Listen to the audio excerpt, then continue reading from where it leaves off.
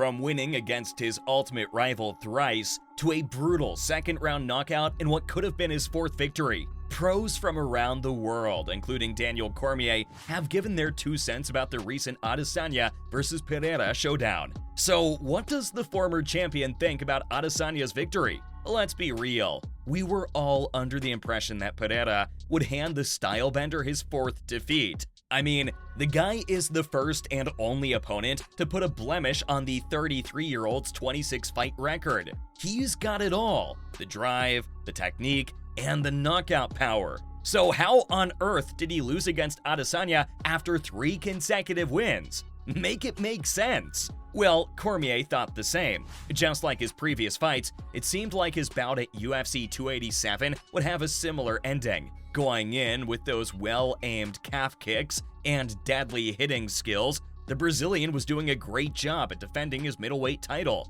But after 3 losses, you'd think the New Zealander would have picked up a thing or two about Pereira's fighting style. And so, he waited for the perfect chance to counter with a right hand. According to the former champion, the fight didn't start well for Adesanya. The Poatan seemed to be having massive success with his outside leg kicks, which had also hurt him early on in the fight. But it was this one mistake that cost Pereira his title win. Rushing forward with his attacks, things happened in a flurry of motion. The former kickboxer lunged out with a leg kick, causing Izzy to buckle. Retreating over to the side of the octagon, Pereira had his "this is it" moment, and that's where it all went wrong. This is what the stylebender had been waiting for. Landing a beautiful counter right hand over the top, he followed that up with a right hand that not only took Pereira out of the game, it completely knocked the living daylights out of him,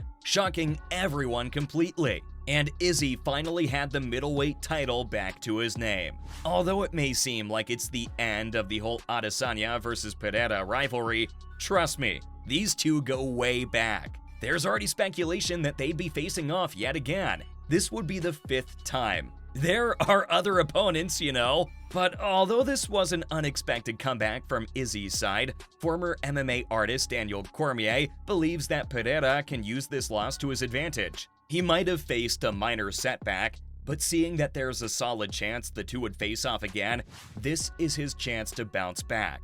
But before making his return, there are a couple of things he needs to adjust if he doesn't want to end up with another loss against the stylebender. For one, the former 2-division UFC champion stated that the Brazilian was getting careless and was sabotaging himself just to end the fight early. He needed to hold back and be more strategic instead of just wanting to get it done with. He also mentioned that Poatan needed to understand the power difference between the gloves used in kickboxing as compared to those in MMA. This would help him adjust his attacks accordingly instead of sticking to one technique. There's no doubt the guy has mad skills. His previous wins and the way the latest fight started show he's got major potential. But unless Pereira learns his lesson from his recent defeat, he won't fare well in the future. But Cormier has faith in the guy. I think Alex will grow from this. He will learn from this. Although he's been beaten up by Izzy many times before, he always managed to wiggle his way out from the final blow. But this time, the New Zealander had had enough. As Cormier stated, he completed the job and managed to take the champion back to Australia with City Kickboxing. And good for him, as shocking as it may be. Yes, I'm still in a state of disbelief. So, is there a potential rematch coming up? I hate to burst your bubble, but it seems like Cormier's the only one rooting for it. Although he's positive there's going to be another fight, Izzy, the new 2-time UFC middleweight champion, is totally over it. It seems like my man just needed this one victory to prove he wasn't any less than his longtime rival. During the post-fight press conference, the 33-year-old officially called it quits. The flame has been blown out, the swords have dropped, and their rivalry is officially over. So now, instead of fighting the same person again, he's looking forward to conquering new prospects. Moving on from Cormier, what do other fighters have to say about the showdown? Everyone weighed in. The fight was one of the most highly anticipated UFC rematches the ring had seen in a long time. And with the history the two fighters shared, along with the intensity the match brought, it had everyone's attention. And after Izzy handed Pereira that final blow, the entire community was shook.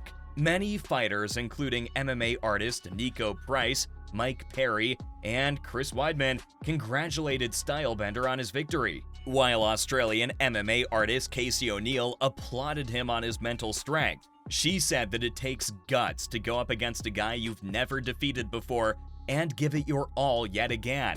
I couldn't agree more. Already hungry for more, Khamzat Chimaev and Jan Blachowicz didn't bother giving the 33-year-old a break, and have already challenged him for the title. Damn! Let him have his glory for a while. Many others acknowledged his comeback and his new technique, and commended him on his strength and resilience. Not everyone has the mental ability to keep going against the same towering threat that has always managed to put you down. And Izzy's patience paid off. Adding to his accomplishments, even Francis Ngannou, who's a fighting phenomenon, called him the best middleweight of all time. Not gonna lie, if I were Izzy, I'd be blushing and kicking my feet right now. The New Zealander was ecstatic following his win against Pereira, and rightly so. After his rival cornered him against the cage with his strikes, it seemed like the fight was about to end. Well, technically it did, but not in the way you'd expect. Although the Brazilian came out guns blazing, Izzy came off the cage with 2 right hooks and a right hammer fist. But the stakes were also high for Pereira. He had to defend his title. He attempted to land more strikes to cripple his opponent, but one massive hammer fist and Poatan hit the canvas in a knockout. And that's when the celebration began. Adesanya had just had his sweet revenge. Standing over his rival's limp body, he pretended to shoot arrows at him, which was a clever play on Pereira's signature walkout motions. That wasn't all. The guy break-danced his way until his beloved UFC middleweight title was once again wrapped around his waist. They say revenge is sweet, Adesanya said, and if you know me, I've got a sweet tooth. According to him, he played it low-key in the beginning and doubled down on that last punch, calling it a hammer fist from the gods. Overcome by emotion, he also said that he hopes everyone gets to feel the amount of joy he felt during that time. But this kind of happiness only comes if you have the guts to go for something that truly scares and challenges you. I mean, if there's anyone's advice you should take, it's this guy's. He's a living example of how consistency and perseverance can take you to great places in life. Now that he's cemented his place as one of the greatest fighters in the UFC, his new opponents should surely think twice before stepping into the ring with him. That's all I got, and Daniel Cormier sharing the one lesson Alex Pereira will take away from his title loss at UFC 287.